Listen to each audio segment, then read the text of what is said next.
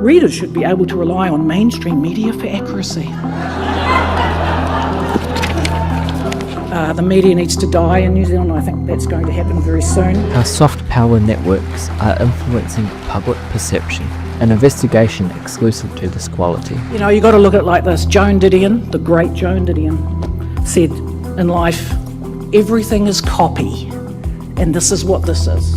So let's go out there, like Bishop Brian said, and change this. This has got to change. This is perversion. You're absolutely right. God took them the long way for one reason. He said, these little turkeys have never had a fight, but he said, they don't know how to war. They don't know how to fight. They have not fought.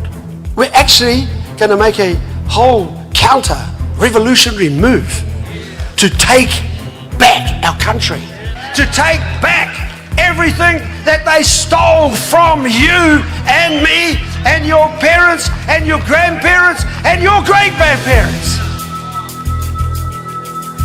I'm on a crusade, Christian crusade. Boy, I've done hundreds of protests. I have never been so honestly, I was supposed to not talk about this.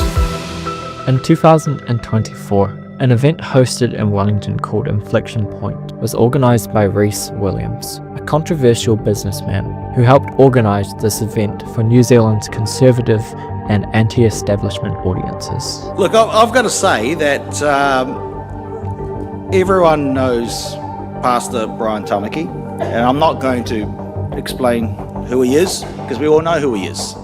This event rallied New Zealand's conservative and anti-establishment audiences. Williams promoted the gathering as a space for open discussion, but his lineup revealed a clear theme. It rang together conservative voices united by distrust of mainstream media, government institutions, and progressive social movements.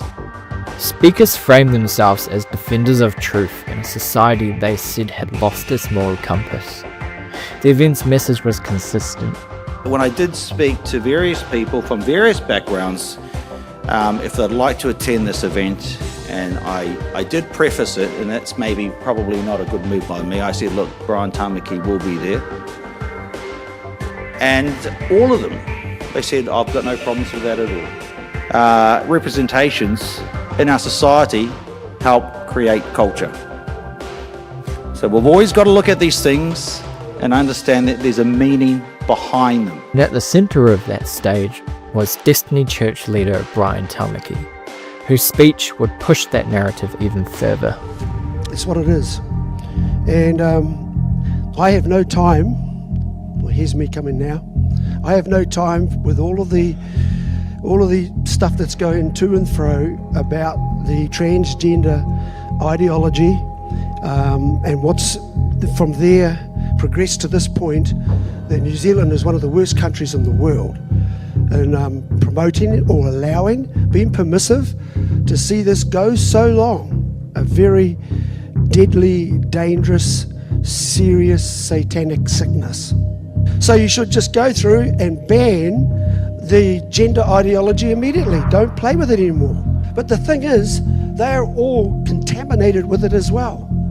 When we see this blight, this scourge through society, it's like old Goliath and David, and I'm not going to talk, don't worry, we'll talk about the chopping heads off. There's enough people in this room, that's why you're here. You don't want to go to sleep, but you're here. You're here because you want to be a part of something that's going to change the course of history for our country. That's what I'm here for. I will fight to the death. 3.5% is the tipping point in any democracy to get and force a parliament to actually hear the people and what they want. 170,000 people. Well, what happened on that stage wasn't an isolated outburst. It was part of a carefully curated narrative.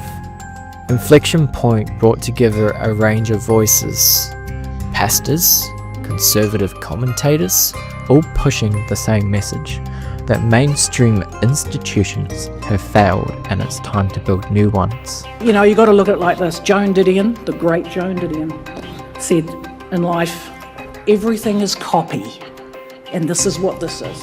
So let's go out there, like Bishop Brian said, and change this. This has got to change. This is perversion, you're absolutely right, and I'm really proud to be standing here as a gay woman with Christians. I have no issue. Men are not women, even if you squint. We absolutely reject gender ideology was ever part of our culture. Our rich history is full of love stories between the sexes. This love is clearly LGB, not LGBTQIA+++. Today, the gender ideologues are stealing all our stories of our wahine toa, crying fake tears about colonisation at the same time that they are literally trying to recolonise us. And the Māori elites in universities, media and government have sold us out for rainbow blankets and 30 pieces of glitter. Wokeism began in universities as an academic exercise and mutated, hijacking 3 grassroots social movements and the political left. These people and their ideas about race, sexuality and children feature repeatedly in the changes to our legislation and policy guidelines. For the audience, this was a mix of fear and political ideology that can feel empowering. It creates a sense of belonging in a world they're told no longer represents them. A network of influence that blends culture, religion, and politics into a single narrative of morale crisis. Soft power doesn't rely on votes or laws. It works through relationships, language, and shared values. That Inflection Point conference used those tools perfectly to bring in familiar faces and a sense of divine purpose. All combined, they form a story that feels bigger than politics, one that is about nationhood. Now, when you think about what we're saying here, don't know how to fight, I have never seen a country yet, I've been around a bit, that is weak and wimpy, limping down the racetrack as this country called New Zealand. We're actually going to make a whole counter revolutionary move to take back our country, to take back our political institution, to take back our future, to take back our education, to take back our health services, to take back our families, and to take back the flag, to take back everything that they stole from you and me and your parents and your grandparents and your great-grandparents. I'm on a crusade, Christian crusade. Boy, I've done hundreds of protests. I have never been so honestly, I was supposed to not talk about this. It's like a fire in my bones. How do I put that fire in you? In April, New Zealand first introduced the legislation Definitions of a Woman and a Man Amendment Bill. It would write into law that a woman means an adult human biological female and a man an adult human biological male. Party leader Winston Peters defended the bill as standing up to what he called woke ideology. Well, it's a kind of foolish down the rabbit hole, indefensible position that some blinded elitists take, but it's not our position. Well, is it fair? Is it balanced? Do women have rights? Do girls have rights? Do they have a right to feel safe? Well, if you're going to introduce unfairness, then the answer is no. We're not against anybody.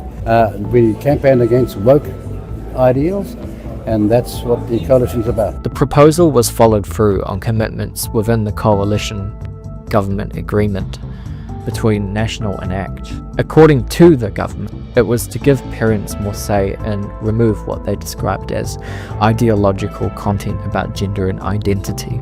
But these measures look less like an educational reform and more like a culture war rhetoric of theatrics that's been building for years. These themes tested in conferences such as Inflection Point framed gender and diversity as a national threat. So you should just go through and ban the gender ideology immediately. Don't play with it anymore. But the thing is, they're all contaminated with it as well.